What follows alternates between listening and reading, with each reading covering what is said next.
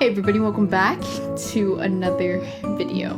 So today we're taking a look at and unboxing something pretty cool. This is the Pixel 6a, a mid-range phone with a very good price tag of $450. Hi, Future Mick here. This is the Pixel 6a, and when I made that video it was on sale for its retail price, which is $450. But right now, as I'm shooting this video mid-November, it is actually on sale on Amazon for a little bit less, and it's on sale on the Google Store for a lot less. I think it's about $299 before tax. So yeah, back to the video. Yeah, let's get to unboxing this very small box. I'm pretty sure this is going to be a super quick unboxing. So yeah, let's get to it.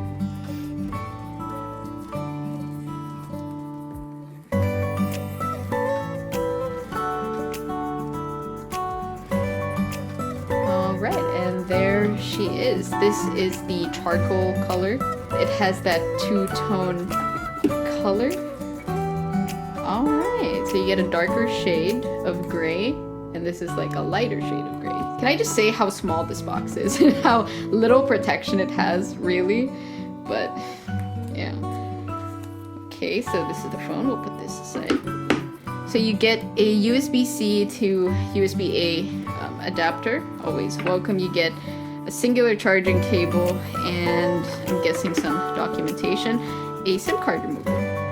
Actually looks really cool. This looks very different. And in this little box thingy, yep, just documentation that we're never gonna read. Let's just leave that there.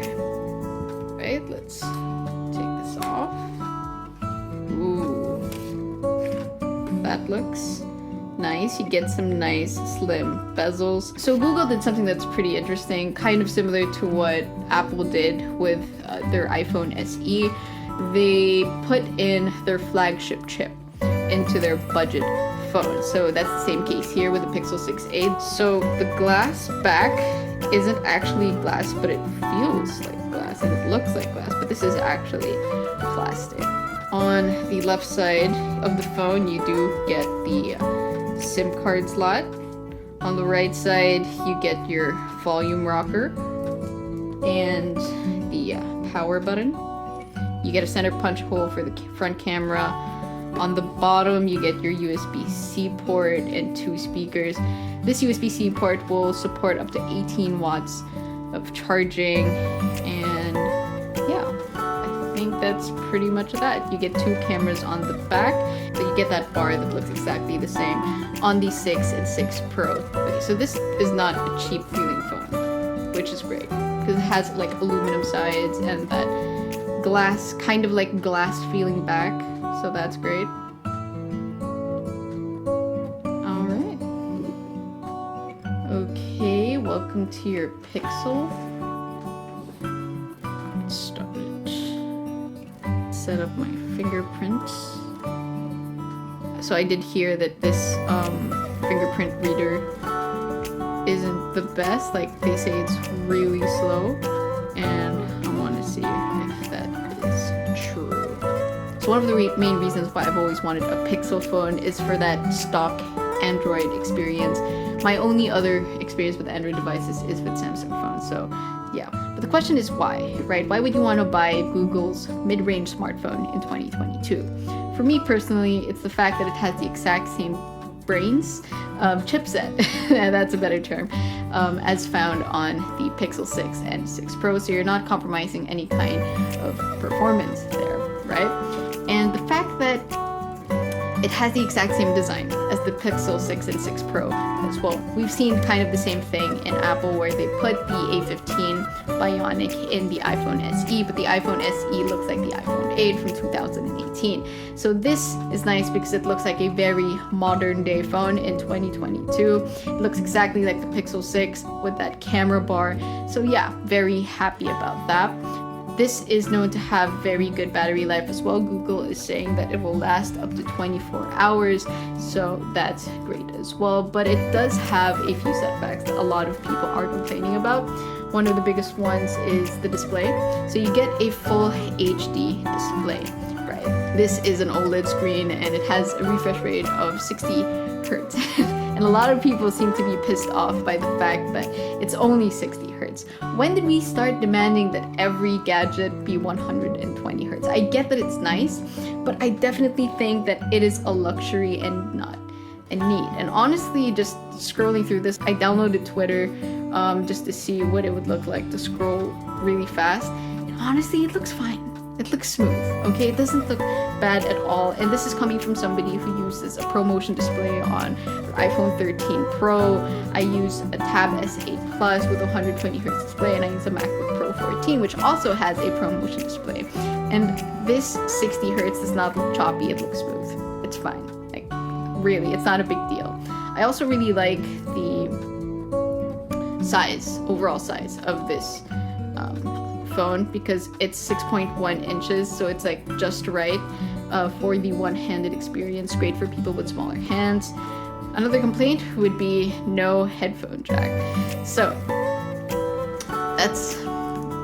I don't care anymore, honestly, at this point.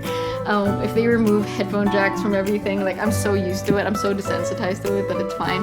That Dell XPS 13 Plus in the back doesn't have a headphone jack either, and I've moved on. It's fine. Let's test out the speakers real quick. Let's play one of my videos so I don't get copyright striked or anything. This is from my latest Tab S8 video. A full SD card slot, but it also comes with an HDMI port, so you can easily hook up your Tab S8 to a TV or a monitor. Okay, so it gets pretty loud. That was max volume.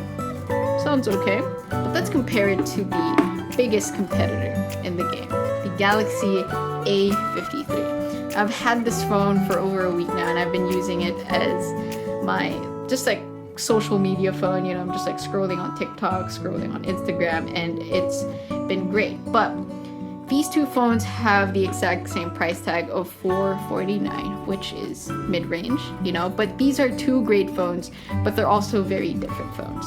And that's because on the A53, you get the Exynos 1280 chip, which has been said to be quite slow, right? It's not the best. You get 6 gigabytes of RAM, you get 120 gigabytes of storage, but the display here is really, really good. You get a Super AMOLED 120 hertz display. And after using it for a few days, I can say that it really is a good experience. Just using it, just scrolling on it. So far, I haven't really seen any kind of stuttering with my use, but yeah.